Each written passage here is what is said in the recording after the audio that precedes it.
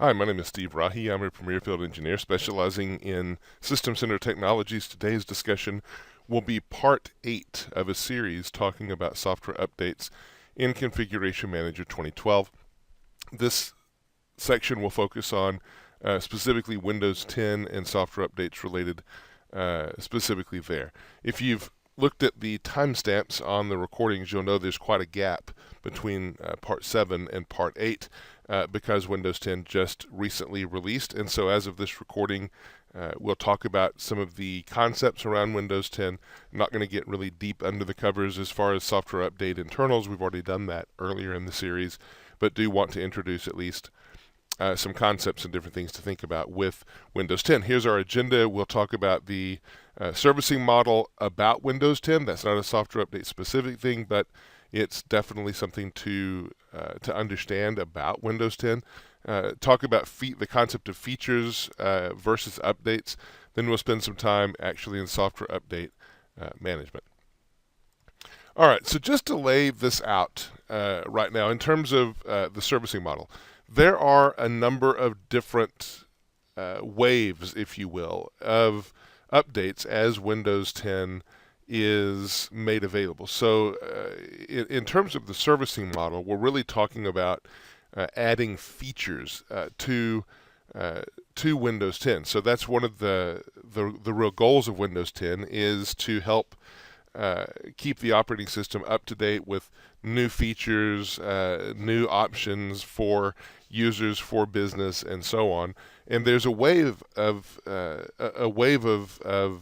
rollout, if you will, for those new features. And the first is obviously internal at Microsoft. We want to test everything before it goes out to the public, and then once things look good and we're ready to release more broadly, we have this thing called the Windows Insider Program. Currently millions of people out there on it, right? Be real loose with some of the numbers here because there could be some flex, but just to give some idea, put some numbers out here. Maybe we'll get a new wave of release every 4 to 6-ish months, somewhere in there. We've got several million users on the Windows Insider Program right now, so quite a large test bed for these new features once they leave just the Microsoft area, and really viewed as beta testers, these Windows Insider Program participants. So that's where we start first. That's the first public-ish release. Then there's what's called the current branch. So we'll roll those new features out once we've had experience with them. With the Windows Insiders, we'll roll them out through the current branch. So this will be consumer focused, right? There's again the loose number there every 4 to 6-ish months. Again, some flexibility. It's possible that users could actually defer whether they want to be as quickly serviced on the features and so on. I put new updates and features. The term update probably is unfortunate in that way because we're not really talking about software updates here. We're talking about updates to the operating system, which is what features are, right? So don't be confused with that terminology. So we'll bake with the much larger population of just normal consumers with current branch for a while, again, get experience with it. And then finally, we will roll those features out for current branch for business customers. So this would be maybe 4-ish, 6 months, whatever it is after we release it to current branch. We'll make it available for businesses, and lots and lots of experience with these features and such by this point. So should be really, really stable, right? So essentially, the current branch for business release is the current branch release that is deemed business ready, has had additional testing on it, and so on, right? And then finally, we do offer a build of Windows 10 called the long-term servicing branch. This is essentially Windows as it's known for years, right? It's where we don't really inject any updates or features. It's a total lift and replace of the operating system to get to the next version, and so on. And certain inbox apps that would be removed, like Cortana, the store apps and things. Really, the focus of long-term servicing branch is to make sure we have rock solid, no question about it, stability. It's targeted for businesses where those kinds of needs apply: ATMs, kiosks, air traffic control, hospitals, those kinds of things where having that kind of just guaranteed rock solid stability is necessary. And that's not to say that current branch for business is not going to be very stable. It will be, but there is always a risk with adding new features and things that it could affect some of the software and services that need to be provided by these very, very essential systems. So that's an offering that's out there that can be chosen. Does require software assurance, but if that's something that is needed for a given scenario, certainly it's available.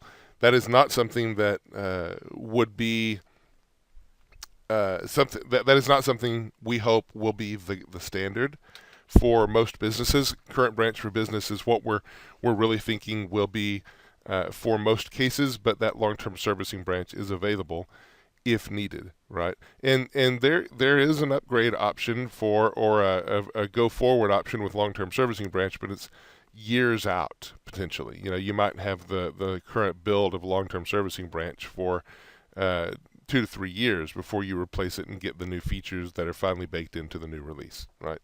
So that's roughly the servicing options for Windows 10. One thing you'll notice as we look at the software updates here in a minute, there are updates that are targeted for current branch systems, or for just, you won't see it say current branch, but you'll see it say Windows 10. Then there's updates that are specifically targeted for Windows 10 LTSB, as it's abbreviated, long-term servicing branch. Again, those updates are patches, the traditional software updates that we're talking about, not features in that category, but still. All right, so what are some of the takeaways of the servicing model? Well, first of all, build differences are managed seamlessly through updates, right? The servicing approach, really flexible. We try really hard to balance new features, which is what everyone always wants, with remaining up to date with business requirements and so on, right? So you don't want to give new features and then harm the business, but you also don't want to keep the features away to a point that that folks who want those won't be able to get them, and so on. So it's a balancing act that we try to strike there. In terms of servicing decisions, right, it will impact feature availability and timing. So if you go with long-term servicing branch, you're going to take a hit in terms of when you have certain features and capabilities available to you. If you're running on current branch for business, it's going to be slower to get those features and updates than it will be for current branch, right, and so on. And then finally, the updates, features in this case, again, probably a wrong term or a confusing term here.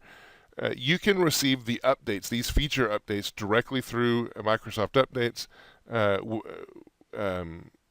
Windows Update for Business, which is not talked about here in this discussion, but we'll have a different discussion on it, WSUS, or through ConfigMgr. So lots of options for getting these features as they're released, right? So bottom line is you can get the features through the same mechanisms you use to get software updates, traditional software updates today. So what's the difference really in a feature and an update? Well, I think it's pretty self-explanatory, but really features are the new capabilities that historically would have been released maybe with a service pack, or would have been released with an R release, R2 or R3 or whatever it was, right? Things that we want to make available without requiring you to go to a brand new build of a given operating system, like a long-term servicing branch would require a complete new build and so on. Right? So features would be things like HoloLens, or updates to Cortana, or things of that nature. Things that we want to build into the OS and make available. Updates are the things that we've always dealt with: security updates, critical updates, things of that nature. Really not going to have a whole lot of change with updates. So with the features, new functionality, being able to get whatever's aligned with your servicing choice and so on. Again, here's just the modes where we get them delivered. The updates, no change in the approach. The one thing about updates in Windows 10, which we'll talk about more in a minute, is they are very cumulative in nature, meaning that if we release an update for Windows 10 in the catalog, and somehow you miss it for the given month, then the next month we'll have another release for Windows 10, which will contain all of the updates that were in the previous months as well. So we roll forward, and we'll show how that looks in the console in just a minute. So Patch Tuesday definitely still applies. There was some discussion about whether Patch Tuesday was gone with Windows 10. It's not. Still needs to have a time at which these updates are published to the catalog. The difference will be that you'll get one update versus maybe 7 or 8 in a given month for Windows 10, right?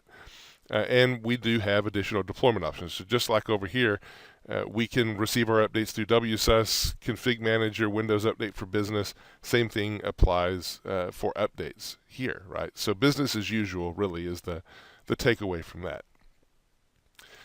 So what about software update management in Windows 10, right? And with ConfigMgr and so on. So software update feature deployment kind of beat this to death a little bit, but Windows Update for Business is an option for deploying both software updates and features. It is a Windows 10 thing only. It is not something that we're going to talk about again in this session, but we will have a separate session specifically focused on that.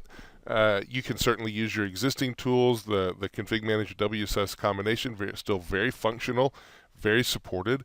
If you do have this ConfigMgr WSUS option, there's ways to plug into Windows Update for Business with your existing methodology and so on. Again, monthly cycle still applies to Windows 10. For anything that is not Windows 10, then the traditional approach for releasing updates monthly and so on still applies. I mean, that approach still applies to Windows 10. The difference is the number of updates that are released and so on to accommodate the given OS, right? And on we go, right? So the releases will include new features depending on the servicing version. Again, this is also dependent. It's not a month-to-month thing. It's based on the servicing version that you have and how frequently those things come out and so on. So there is some blending is the point here, since you do have the same mechanisms for releasing features as well as updates. You'll start to see them in the catalog and so on as we go forward, and depending on what versions you have, right? For non-Windows 10, basically it's the same as it always has been. So Windows Update for Business doesn't support anything but Windows 10. So for those systems, Windows 7 and so on, business as usual, deployments just like we've always done them. All right. So a question about why Windows 10 updates are cumulative. So first thing is, and that's a question that is asked a lot, especially coming up on the Windows 10 release when we were first talking about this, and the newness of it, and still the newness of it, even as of this recording, still people getting their minds around it. Why was the decision made to make Windows 10 updates cumulative? Well, the first thing to understand is really this is not a net new approach. There have been updates released for years that have more than one update in them, right? Depending on what they are, there could be multiple fixes in a given update and so on. So it's been a bundled approach, smaller bundles for sure, but bundles that have multiple files, multiple fixes, that kind of thing. And then the statement here, really sums up well why the cumulative approach seems to make sense. So just to read it out, you could read it too, but we believe the best Windows is continuously kept up to date with new innovations and security updates, and have adopted the cumulative update strategy because we believe it is the best way to deliver a predictable quality experience for customers. Targeting updates for more predictable known build conditions means we will have a much more comprehensive test, which was not possible for the millions of permutations that were possible with non-cumulative approach. So all that boils down to say is, prior to Windows 10, man, we had to build updates for so many different scenarios. So there was an XP scenario, there was a Vista scenario, there was a 7 scenario, an 8 scenario, 8.1, x64, x86, just so many iterations that we had to target for these updates. Very old OSs and different things. With Windows 10, we have a very known quantity and Windows 10 is built in such a way to help keep the builds up to date, and so it makes delivering these updates more predictable, right? So for that reason, it's really seen as a really good, strong approach, and it's not different than what users typically experience elsewhere. If you think about your phones and different things, we're accustomed to receiving these updates already, and people don't even really blink an eye at them. So, certainly the responsibility is on us at Microsoft to make sure that the quality of these updates meets the bar. But the idea of being cumulative on its face, it really is a benefit versus the way it used to be, and should streamline IT as well. So let me show you what some of this Windows 10 stuff looks like. I won't go into, again, the technical weeds on this, but we'll at least show a little bit. So I'm going to go into my lab, and there's a couple of interesting things here. So I've got a few software update groups set up. The first one is here just to show the kind of the updates carved out of the list, right? All right, so if we open this software update group, there's a few things I have here. First of all, I've added a few columns: superseded, expired, and date released or revised. So if you look down the date released or revised, this is the most recent update in this cumulative group. So these are all cumulative updates. These are the x86 ones. This is the x64 repeat of all of this. And if I go through the list, these are all of the Windows 10 updates that are available. Here's September 30th. If I look back in history, all the way back to August 5th. Well, if I look, everything prior to the current September 30th is superseded. Not expired, because I have my settings set to not expire, but superseded for sure. All right? And so that's the pattern you're going to see. Every month as we release updates, the previous month will be superseded. Could even be expired, depending on your ConfigMgr settings, right? But another thing that's interesting, if we go to the very beginning, very first update in the list, and look at properties, first of all, notice the affected products. There's Windows 10, there's Windows 10 long-term servicing branch, right? Those are really separate products, right? Separate ways that we would treat them. They're aligned here because these are updates, and so they would apply to both. But still, it'll show you what is applicable where. Right? If we look under the supersedence information, love this tab, you notice that this particular software update has been superseded by the following updates. So if I look down the list, it's all of these updates that are in the list, right? This software update supersedes the following software update, right? So this one is one that I haven't captured, but it's in here somewhere.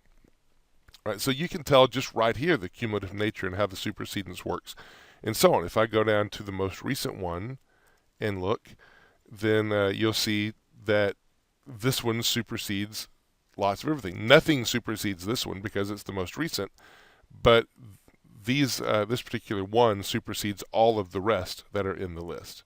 Right. So just to illustrate how this works. Okay. So now if I move to a client really quick and look over there, or look at how it manifests. This is just a Windows 10 client. Again, not going to really run anything, but just to show. Sign in real quick. All right, so if I go into my Windows 10 system and just pop open Software Center here, then I should see that one software update deployed. Here it is. So I'm just going to go ahead and start to install it. It's going to take a second to download. Oops, let's do that again. All right, 1 second. Let me see if I can resolve that. I was messing with this before the session started, so that's probably what's going on. But give me a second, and I'll fix that and be right back. All right, so it looks like we've got it going now.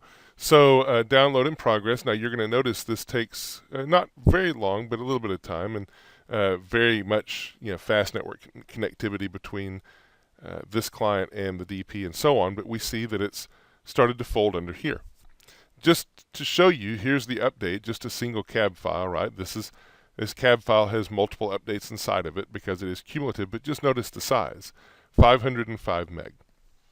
So that is what happens as we have cumulative updates, is each iteration this cab file size will grow a little bit compared to the previous month. Right? There might be, I suppose there could be some months where it would maybe decrease in size because of some of the construct of the content, but nevertheless, you're going to find these cab files to be larger with Windows 10 as they're cumulative than the individual files were when we had non-cumulative updates in previous OSs. So I just call that out to show it to you right and make you aware of it and any implications around that for your network and so on. But here's just one of them, right? So talking to some customers, there's systems out there that are kind of disk constrained as far as size and so on. So that can be interesting, right? Largely Windows 10 systems hopefully are on newer hardware that have decent sized disks and so on, and won't be a big deal. And especially since it's a month-to-month thing, it's not like you have to store this in the cache for long term. Once the deployment for the previous month is